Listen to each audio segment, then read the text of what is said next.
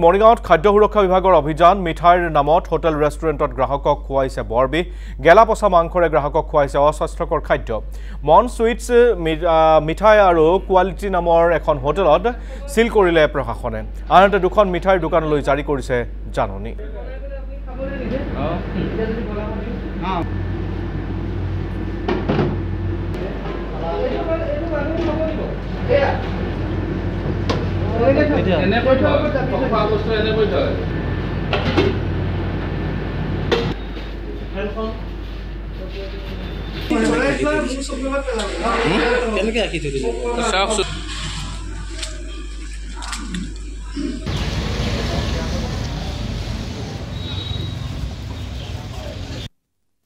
আজি আমি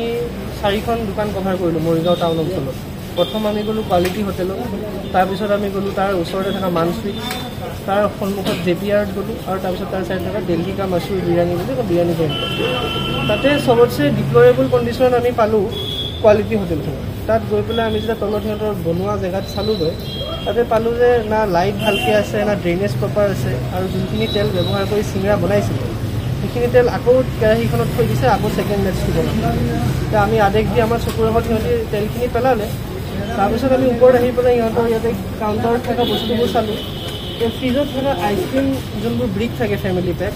তাতে আমি পালোঁ যে এইকেইটা অলৰেডি এক্সপায়াৰ্ড প্ৰডাক্ট সেনেকুৱা প্ৰায় 7-8টামান আমি পালোঁ আমাৰ চকুৰ আগত সিহঁতি পেলাই দিলোঁ তো সেইটো এগেইনষ্টে আমি এতিয়া নটিচ দিছোঁ সিহঁতক তাৰপিছত আৰু এটা ইনস্পেকশ্যন হ'ব যদি তেতিয়া আমি ছেটিছফাইড হওঁ তেতিয়াহ'লে ঠিকে থাকিব নহ'লে লাইচেঞ্চ ছাছপেণ্ড হৈ যাব